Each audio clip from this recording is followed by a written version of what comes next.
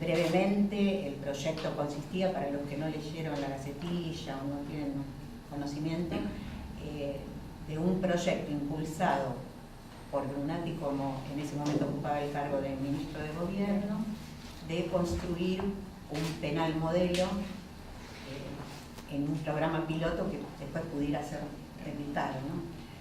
Así que fuera como un ejemplo de una posibilidad de humanizar el sistema carcelario. Ese proyecto contó con el concurso de un colectivo muy grande. Todo esto es como una red que se fue tejiendo, me imagino yo, que no estuve allí, por afecto, por confianza, más que por el saber de cada uno. Sí, empezaron 9 y llegaron a trabajar más de 250. O sea, y con una tarea en algunos casos que empezaba por comunicarse.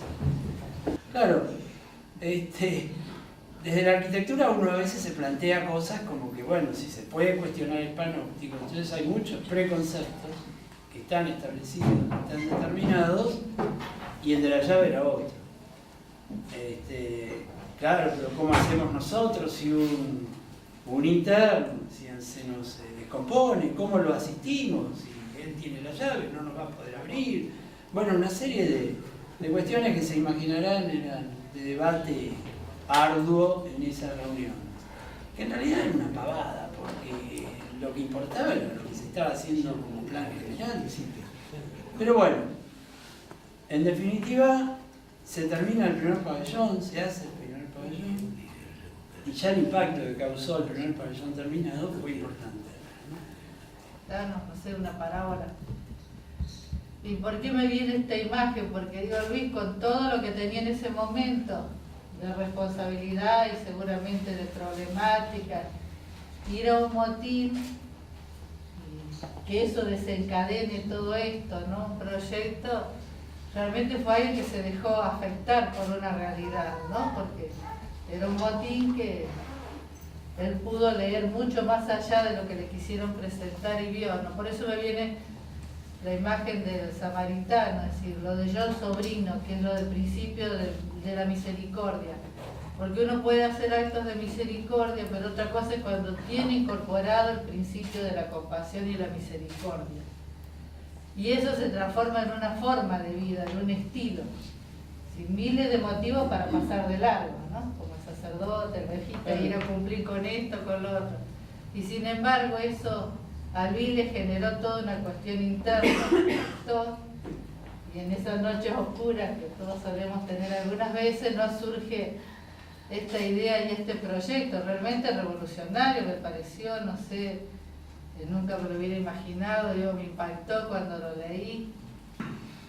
Atravesamos por el alzamiento del Monte Caseros, pasamos por las interpelaciones en la Cámara de Diputados, pasamos por el acuartelamiento de la policía, pasamos por los asentamientos, por la toma de tierras, un montón de cosas que fueron de una intensidad que impresionante, con nuestros 4 hijos que eran chiquitos en ese momento, y esta cosa que hablaba Esteban, ¿no? Del miedo y de todo eso que nos atravesaba permanentemente, porque uno sentía que estaba haciendo muchas cosas, pero en un límite muy, muy finito y muy, muy poroso. En esto que decía Liliana, de cómo los seres humanos nos identificamos o cómo nos conmovemos, hay una cosa del budismo que me pareció, yo como la mayoría de este país vengo de la cultura cristiana, pero me resultó muy impactante leer lo que era para el budismo la gran compasión.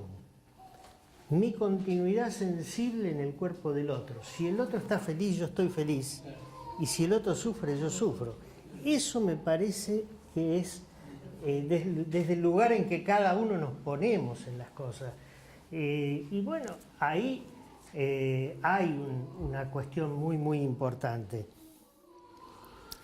Para el que no conoce las cárceles, que tiene la visión de la cárcel por televisión o por el cine, y es muy difícil entender esto. Primero, en la cárcel no es tan raro que un preso tenga las llaves. No es tan raro.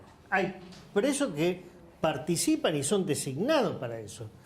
Las cárceles nuestras, yo no sé si en el libro lo ponemos ahí como para que se entienda, son más parecidas a... ¿Vieron la película de... ¿Cómo es? La de El Expreso de Medianoche?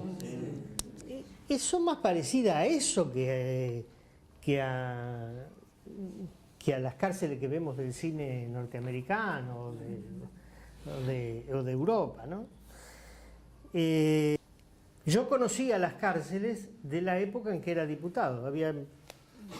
Fui diputado con el albor de la democracia y uno termina entrando a la cárcel. Ahora, y se habían producido motines y había muerto gente. Ahora, una cosa es que a uno se le muera un preso siendo un diputado de la oposición y otra que se te muera un preso siendo ministro. Hubo un motín y en ese motín murió una persona.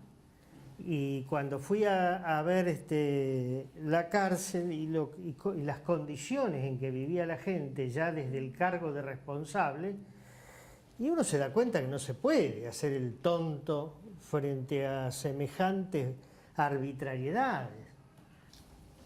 Y este tema de la cárcel de Olmos, cómo terminó, que se hizo en un momento en que no se podía hacer nada. Para que ustedes se ubiquen, estábamos cuando el gobierno de Alfonsín empieza a declinar, en la época del Austral, no había un peso ni para pagarle a los docentes. Entonces, hacer una cárcel era una locura. Y a un compañero Néstor Deletieri, querido compañero de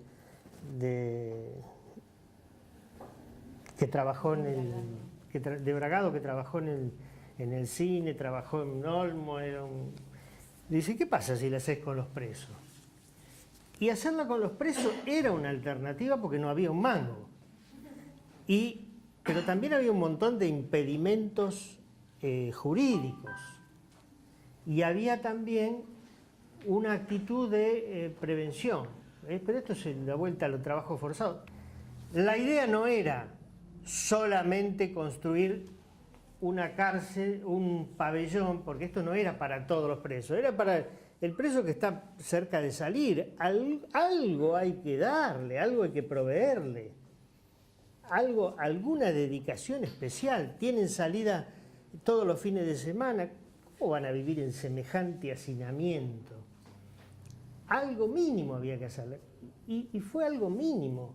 Y generó todo un cambio fenomenal. Y lo que se produjo, que lo contaba Esteban, fue una actitud, un cambio de espíritu en el penal. Había entusiasmo por trabajar.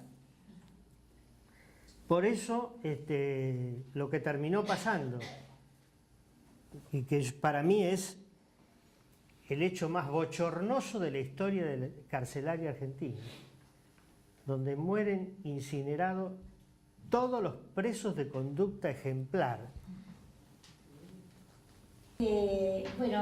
Para mí fue Luis y la familia, siempre fueron mis ídolos, pero justamente antes que llegara la invitación con Pablo, habíamos ido a un acto muy importante, olvidado por la historia, 69 años de la masacre de Rincón Bomba. Cuando volvíamos de viaje, hablando de los políticos, los dos coincidimos, y es que no te la pilles igual, y dijimos, Luis Brunati. Algunos hubo, como Bocco, Mandala, hubo esos 8 nuestros en ese momento, si habremos entrado las madres a golpear el Congreso, que son inolvidables. Y justo no habíamos recibido esta invitación. Y dijimos, pero ¿te acordás? Sí, Luis Brunati. Entonces no hay casualidades, hay causalidades, ¿no? Así que agradezco siempre en nombre de nuestros 30.000 y estoy feliz de haber venido.